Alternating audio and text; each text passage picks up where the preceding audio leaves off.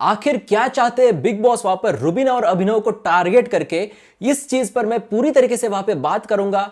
आखिर क्यों नहीं दिया गया रुबीना अभिनव को उनके घर वालों का गिफ्ट, इस चीज पर भी बात करूंगा।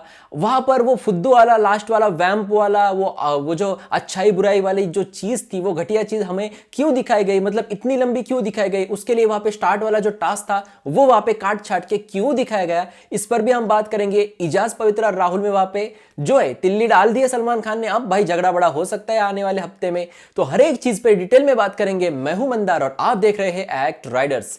बात की जाए तो कल के एपिसोड के स्टार्ट में हमने वो टास्क देखा जो बहुत ही फास्टली हमें फास्ट फॉरवर्ड करके वहां पे दिखाया गया, जहां पर रॉकेट था, चक्री यार, फुस्की बॉम्ब, ये सारी चीजें वहां पे दिखानी थी। अच्छा टास्क था यार, हमें वो देखना था, लेकिन वहां पे वो भी भगाया और उसके बाद पवित्रा का जो गुस्सा हुआ था वो भी भगाया। अब इसमें अगर बात की जाए तो डिकोड करने के लिए कुछ बातें हैं जो मैंने लिखी हुई है, जहां पर अली गोनी को वहां पे 4 लोगों ने रॉकेट बताया। जी हां, कि भाई ये रॉकेट जैसे जा रहा है, और है वो रॉकेट क्योंकि इतने जल्दी घर में आके कैप्टन बन के वो बहुत ही आगे निकल चुका है। जास्मिन ने भी इतना कुछ नहीं किया था फैन फॉलोइंग होने के बावजूद वहां पे, और अली गोनी ने वहां पे आके अपना एक अलग ही रूप दिखाया है, और ये एक बड़े दावेदार बन सकते हैं ये जो है बिग बॉस जीतने के लिए या फिर फाइनलिस्ट के लिए। अब बात की जाए तो 4 लोगों ने इनको दिया, अब एक दो तो वहां पे कंफर्म थे कि ये देंगे ही देंगे, जैसे कि राहुल कंफर्म था कि रॉकेट ये किसी को देगा तो अली को ही देगा, क्योंकि कैप्टन भी इन्होंने इनको बनाने के लिए बहुत ज्यादा मदद की थी। और दूसरा वहां पे निकी का थोड़ा सा सरप्राइज था, लेकिन निकी का उनके लिए प्यार है,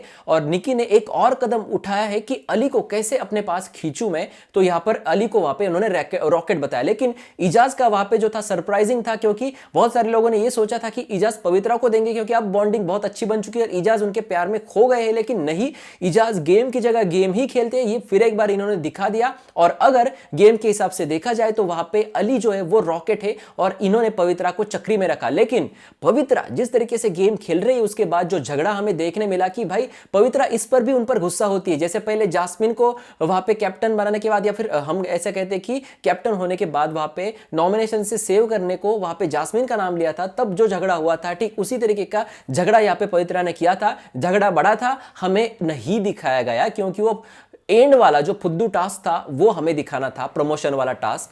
तो यहां पर मैं आपको बताना चाहूंगा कि पवित्रा पुनिया, मुझे ऐसा लगता है कि पूरी तरीके से यूज करना चाहती है इजाज खान का, कि चलो ये अपने झांसे में आ गया है तो अभी प्यार का लालच दे दो, क्योंकि उनके पीठ पीछे क्या कहती है, लाइक और लव में ना बहुत ज्यादा डिफरेंस होता है, और मुझे अभी टच समझने आ रहा है इजाज खान का टच जो है वो अलग टच है। तो इस तरीके की बातें उन्होंने कही थी निकी तंबोली को। और बात की जाए तो अब यहां पे टास्क में उनकी चाहत ये है या फिर उनकी सोच ये है पवित्रा पुनिया की कि भाई इजाज ने हर बार मुझे सेव करना चाहिए, तो भाई ये एक ट्रम्प कार्ड रहेगा या फिर ये मेरा एक ऐसा प्यादा रहेगा जो हर बार मुझे उनके पास पावर आने के बाद बचाएगा। और इजाज खान की बात की जाए तो बहुत ही स्ट्रॉन्ग कंटेस्टेंट है और इनको अपने झांसे में लेने की कोशिश वहां पे पवित्रा पुनिया कर रही है। बाद में जैसे एपिसोड देखेंगे तो भाई इनका कोई लव एंगल बनने वाला है नहीं, ये इजाज भी वहां पे देखने के बाद तय करेंगे। तो यहां पर ये झगड़ा होता है, ये भी फास्ट फॉरवर्ड में हमें दिखाया जाता है। यार बिग बॉस मत दिखाओ यार वो जो प्रमोशन वाली चीजें ना, पहले आपके शो को वहां पे टीआरपी नहीं है और उसके बाद आप ये प्रमोशन वाले फुद्दू, ठीक है वो गुलाब जामुन वगैरह वो दिखाने के बाद वो इतनी बड़ी चीज, हर एक चीज डिटेल में दिखाने की क्या जरूरत है। एडिटर्स यहाँ पे ये सारी चीजें क्यों नहीं काटते और इन कंटेस्टेंट के टास्क वहां पे काट देते हो यार, हद है ना यार बिग बॉस की। तो चलिए बात करते हैं वहां पे रुबीना अभिनव के बारे में, और इस पर मैं बहुत ही ज्यादा बारीकी से बात करना चाहूंगा। रुबीना अभिनव को दिवाली के दिन वहां पे टारगेट किया गया। क्यों टारगेट किया गया भाई, मतलब पहले तो एक मतलब फुद्दू रीजन के चलते वहां पे उनको जेल में डाल दिया, ऐसा कोई रीजन था ही नहीं। इससे पहले मैंने एक वीडियो बनाकर पोल खोल भी की है कि बिग बॉस ने अपने रूल खुद से ही वहां पे तोड़ दिए हैं कि अगर कोई अपना ही नाम लेता है तो बिग बॉस इससे पहले उनको जेल में भी डालते थे और वहां पे नॉमिनेट भी कर देते थे कि भाई तूने जेल में जाने के लिए खुद का ही नाम लिया तो भाई अब तू तो जेल में जाएगा ही, तू नॉमिनेट भी होगा। और इस तरीके की चीजें हुई है। श्रीशांत को वहां पे नॉमिनेट किया था, जेल में भी डाला था, केवी बोरा को वहां पे जो है नॉमिनेट किया था, बहुत सारी चीजें वहां पे हुई थी। और यहां पर जान शानू ने खुद का ही नाम लिया था जेल के लिए, तो उनको जेल में तो डालना बहुत दूर, नॉमिनेट तो नहीं करेंगे कभी भी। तो ये सारी चीजें हुई, जान को फिर एक बार जेल में जाने के लिए बचा गया। लेकिन टारगेट यहां पे रुबीना अभिनव को क्यों किया जा रहा है, हर कोई कमेंट सेक्शन में, हर कोई मैसेज में मुझे ये बात पूछ रहा है कि भाई हमारी चहीते हैं रुबीना, और रुबीना को इतना ज्यादा टारगेट क्यों किया जा रहा है? फर्स्ट ऑफ ऑल मुझे बहुत बुरा लगा कि दिवाली के दिन ही हुआ। दूसरी चीज मुझे और भी ज्यादा बुरी लगी कि भाई सब लोग एकदम मेकअप वगैरह करके एकदम, मतलब ये खुद से मेकअप नहीं करते, इनको ना कुछ स्टाइलिस्ट भी अंदर मिलते हैं कि भाई ये मेकअप करे। हालांकि कोरोना के वक्त वहां पे कुछ अलग चीजें होगी, ये खुद से करना पड़ता होगा, लेकिन भाई इनको चांस क्यों नहीं दिया गया? रुबीना अभिनव को खुद को ठीक करने का चांस क्यों नहीं दिया गया यार? बिग बॉस तो सलमान खान जब आते हैं तब ये बोलते हैं कि जाओ उन दोनों को बुला के लाओ, तो सलमान खान ने ये क्यों नहीं कहा कि जरा थोड़ा सा ठीक होके आओ, थोड़ा सा फ्रेश होके आओ? ये बात तो बोलनी चाहिए थी। डायरेक्टली वहां से उठाकर यहां पे बिठा दिया, मतलब इनके साथ थोड़ा सा गलत व्यवहार हुआ है। अब इसके मुझे दो रीजंस दिखते हैं। जी हाँ, रीजंस पे मैं सीधा आता हूं। पहला रीजन है कि रुबीना ने वहां पे सलमान खान के खिलाफ आवाज उठाई थी। तब के रिव्यू में मैंने बताया था कि रुबीना को अब कुछ नहीं कहेंगे, लेकिन बाद में बहुत ज्यादा टारगेट करेंगे। ठीक इसी तरीके से हो रहा है। दूसरी चीज, अभिनव ने वहां पे बिग बॉस के खिलाफ आवाज उठाई थी, जहां पर वो बैग वाला टास्क था कि यहां पे कुछ पार्शियलिटी हो रही है, ऐसा थोड़ी ना होता है। सीधे सीधे मतलब वो साफ था कि इजाज खान को वहां पे सपोर्ट कर रहे हैं बिग बॉस, और रेड जोन के कंटेस्टेंट को बहुत ज्यादा सपोर्ट किया वहां पे इजाज को कैप्टन बनाने के लिए, क्योंकि बिग बॉस को जान शानू को अंदर से बाहर निकालना था, और इजाज खान अकेले ऐसे बंदे थे जो जान को वहां से निकाल सकते थे। तो यहां पे सपोर्ट हुआ था। तो भाई इन दोनों ने बिग बॉस के खिलाफ आवाज उठाई, क्या इसकी वजह से इनको वहां पे इतना ज्यादा टारगेट किया जा रहा है? ये भी देखने की चीज है। और दूसरा रीजन जो मुझे दिखता है कि भाई रुबीना दिलाक की पॉपुलैरिटी मतलब इतनी ज्यादा तादाद में लोग इनको सपोर्ट कर रहे हैं। सोशल मीडिया, ट्विटर हो, फेसबुक हो, इंस्टाग्राम हो, हर जगह रुबीना रुबीना छाई हुई है। तो क्या रुबीना को वहां पे तकलीफ देके जो फैंस है, फैंस को भड़काने की चीज होगी, और फिर निगेटिव पब्लिसिटी होगी? पॉजिटिव पब्लिसिटी से ज्यादा वहां पे निगेटिव पब्लिसिटी होती है। ये मैंने आपको इससे पहले ही बताई कि आपके आसपास अगर किसी का बुरा हो तो बहुत सारे लोग आपको बताते हैं, लेकिन किसी का अच्छा हो तो भाई एक दो लोग ही आकर आपको बताते हैं। ठीक इसी तरीके से बिग बॉस के घर में अगर कुछ बुरा चल रहा है तो भाई हर जगह वहां पे बताया जाएगा, और लोग आके शो देखेंगे कि भाई इतना बुरा क्या कर रहे हैं बिग बॉस, मुझे भी देखना चाहिए, और आके वो शो देखेंगे। क्या इस तरीके से आप इनका इस्तेमाल करके ले रहे शो के लिए? फिर रुबीना ने जो बोला उस वक्त कि भाई हमें यहां पे कोई दिलचस्पी नहीं थी शो में आने के लिए, हम इतने डेस्परेट नहीं थे, लेकिन आपने यहां पर आके आप डिसरिस्पेक्ट कर रहे हैं, तो कहीं ना कहीं ये चीजें वहां पे सही साबित होती है कि भाई इतना वहां पे दुख क्यों दे रहे हैं इनको आप, इतनी इस तरीके से आप इनका पूरा यूज करके ले रहे हो, मतलब हद है ना यार बिग बॉस की। तो इस तरीके से मुझे लगता है भाई यही दो रीजंस मुझे लगते हैं, इसी में से कोई एक रीजन होगा। अब आपको कोई और रीजन लगता है तो भाई कमेंट सेक्शन में जरूर लिख देना, क्योंकि इनको वहां पे टारगेट करके जेल के अंदर पिंजरे में बंद करना, और इस तरीके से बिना मेकअप के लाना, और इस तरीके से इनको मतलब डिसरिस्पेक्ट ही करना हो भाई, तो भाई ये क्यों करेंगे? इतना बुरा इन्होंने घर में क्या किया इन दोनों ने? भाई कमेंट सेक्शन में जरूर लिख देना। अगर ये कुछ कर नहीं रहे हैं तो भाई आप कुछ इनके साथ वहां पे अच्छी चीजें बता सकते हैं, बहुत सारी चीजें कर सकते हैं, लेकिन सलमान खान के थ्रू आप इनको बता सकते हैं कि आपको इससे भी ज्यादा बहुत ज्यादा कुछ करना होगा, लेकिन यहां पे टारगेट तो हो रहा है। अब दूसरी चीज मैं अभिनव शुक्ला के ऊपर बात करना चाहूंगा। अभिनव शुक्ला बिग बॉस का बकरा है। अब कैसे, मैं आपको बताना चाहूंगा। ये सब जो हुआ यहाँ पे, तो सलमान खान ने वहां पे जेल में क्यों डाला, इस पर वहां पर बहुत सारी बातें की, और यहाँ पर अभिनव ने बहुत अच्छे से अपना पॉइंट रखा कि भाई देखो, जान कुमार शानू को मैं चाहता था कि पिंजरे में बंद हो जाए, और बाकी 6 लोगों ने भी उनका नाम लिया, तो भाई हमें ही टारगेट क्यों? ये बहुत अच्छी सी बात करके सलमान खान को वहां पे चुप किया था, बहुत अच्छे से अपनी बात रखी थी कि भाई अगर इतने लोग कह रहे हैं कि तो हमें वहां पे टारगेट क्यों हो रहे हैं, तो यहाँ पे सलमान खान ने कुछ अलग ही चीज निकाल के ये जो टॉपिक है यहाँ पे बंद किया। जैसे ही उन्होंने कहा अभिनव शुक्ला ने कि जैसे स्कूल में हम टीचर होते, तो जैसे स्कूल का वहां पे टॉपिक निकाला, वैसे ही सलमान खान ने कहा कि वो स्कूल नहीं है, ये बिग बॉस का घर है, और ये खत्म टॉपिक। इस तरीके से उन्होंने ये टॉपिक खत्म करके वो अगले टॉपिक पे चले गए, और वो सैक्रिफाइसेस वाला चीज हमारे सामने लाई। अब मैंने आपको पिछले वीकेंड का वार के रिव्यू में बताया था कि अभिनव शुक्ला को बेवजह वहां पे टारगेट कर रहे हैं, अभिनव शुक्ला इनका अगला बकरा है। तो यहां पर भी ये अगला बकरा ही थे इस हफ्ते में नॉमिनेशन के लिए। अब इनके लिए टास्क आया था वहां पे अली गोनी को। अब जास्मिन भसीन की डॉल को सैक्रिफाइस करना है, तो भाई ये टास्क जास्मिन भसीन को देना था, अली गोनी को क्यों नहीं, अली गोनी को क्यों दिया? अब इस पर थोड़ा सा ना बहुत बारीकी से आप सोच विचार करें। इससे पहले कभी भी आपने देखा है कि भाई एक दूसरा बंदा है, उसको किसी और का वहां पे चीज सैक्रिफाइस करने के लिए बोलते हैं किसी और कंटेस्टेंट के लिए? ऐसा कभी हुआ है? कभी नहीं हुआ है। लेकिन यहां पे ये इसलिए हुआ था कि अली वहां पे मतलब जो डिसीजन लेना था वो खुद से लेना था, किसी और के साथ वहां पे बात करके नहीं।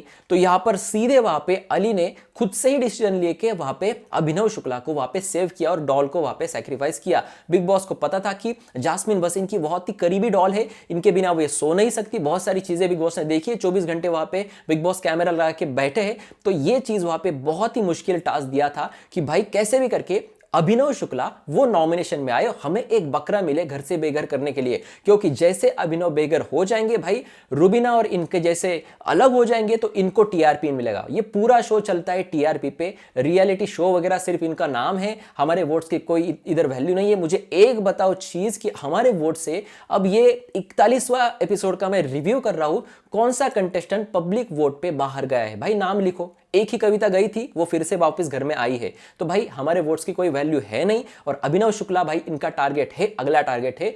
अगर इस बार अभिनव शुक्ला वोटिंग में आते हैं, नॉमिनेशन में आते, तो ये इनको टीआरपी नहीं दे रहे, तो ये सीधे जाएंगे बिग बॉस के घर से बाहर। जी हाँ, तो यहाँ पे अली को जो है, अली को बताया गया, अली को कि भाई तूने क्यों बचाया। बहुत सारे लोगों ने, हर किसी ने किसी के लिए वहां पे टास्क किया है। तो भाई यहाँ पे कुछ चुनिंदा 2-3 लोगों को वहां पे पूछा गया।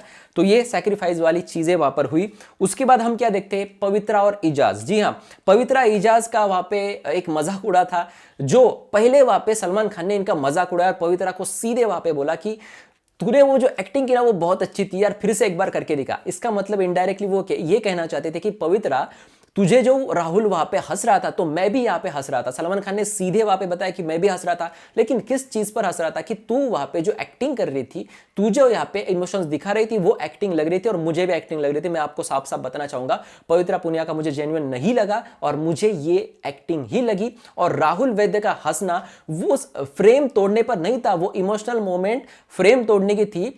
राहुल वैद्य अगर वहां पर हंस रहे थे तो वो वहां पे पवित्रा और इजाज के जो रिश्ता है वो किस तरीके से इस पर हंस रहे होंगे, और पवित्रा जिस तरीके से एक्टिंग कर रही थी उस पर हंस रहे होंगे। और उसने वहां पे, राहुल वैद्य ने वो चीज भी कही कि भाई वो जो कटआउट वहां पे लगाया मेरे हंसने वाला, तो वो किस चीज पे लगाया ये मुझे पता नहीं। तो यहाँ पे साफ साफ राहुल का ये कहना है कि मैं उस चीज पर, उस इमोशनल चीज पर जहां पर उनके पेट के फोटो थे, उनकी माता का फोटो था, उस पर मैं नहीं हंस रहा था और राहुल ऐसा करेगा भी नहीं।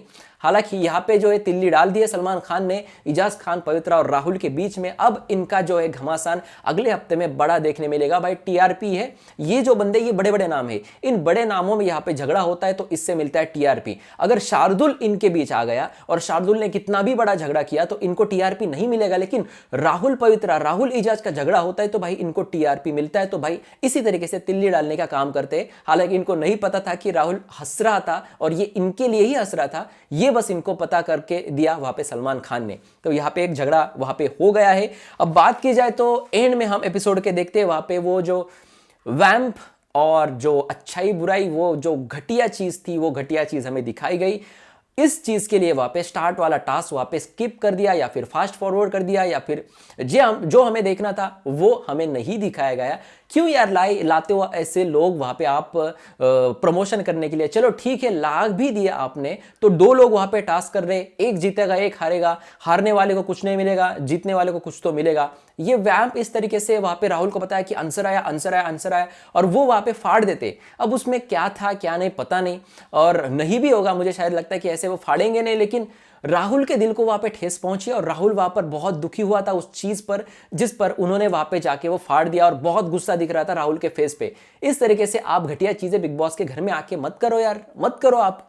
मतलब आप इतना कहते कि नहीं यार नहीं दिखा सकते हम वैम पे, और हम इसे ठीक देते। वैम्प मतलब आप फाड़बीड़ फेंक, मतलब क्या आप अंदर जाके क्या खुद की बेइज्जती करोगे? मतलब आप सीरियल में हो वैम्प, वहां पे यहाँ पे आके आप इतने बुरे बनोगे, और ऑडियंस के मन में भी आप इतने ज्यादा बुरे बन गए, और कहीं ना कहीं ऑडियंस को ये पसंद नहीं आया। दूसरी चीज अगर नोटिस की जाए घर में जाने के बाद, तो रुबीना दिलाइक का डांस, जी हाँ, जिस कॉस्ट्यूम में उन्होंने वो डांस किया, और जो वो डांस था वो उसी तरीके के ठुमके उन्होंने लगाए, और हर कोई उनके पास ही वहां पे आकर्षित हो रहा था, और कविता कौशिक के पास इतना ज्यादा आकर्षित नहीं हो रहा था। और रुबीना की एक अलग पहचान है, और रुबीना का एक अलग वहां पे कला है जो सबके सामने आई और रुबीना ने ये दिखा दिया कि मुझे मेकअप या इन सारी अच्छे अच्छे कपड़ों की जरूरत नहीं है भाई, मैं जो हूं मैं किसी भी चीज पे वहां पे सामने खड़ी उतर सकती हूं और मैं बहुत ही स्ट्रांग हूं। और इसी तरीके से उन्होंने ठुमके लगा और वो टास्क वहां पे जीता। अली तो इतनी ज्यादा खुश हो गए अली की भाई वो तो उनके पैर ही छूने लगे कि भाई मतलब हम कहते हैं ना कि हैट्स ऑफ,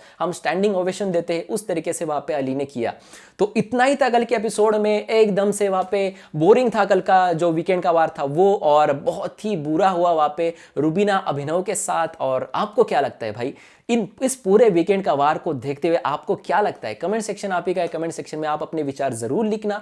मेरे हिसाब से मैंने मेरे विचार लिख दिया। अगर आपको ऐसा लगता है कि मैं कुछ चीजों में यहाँ पे गलत है तो भाई कमेंट सेक्शन आप ही का है, आप वहां पे लिख सकते हैं, मुझे बता सकते हैं कि भाई आप यहाँ पे गलत हो। जी हाँ, क्योंकि आपके कमेंट से भी मुझे बहुत कुछ चीजें सीखने मिलती है। तो जल्दी से जल्दी कमेंट कीजिए, वीडियो अगर अच्छा लगा तो लाइक दीजिए और अपने दोस्तों में शेयर कीजिए और देखते रहिए एक्ट राइडर्स। धन्यवाद।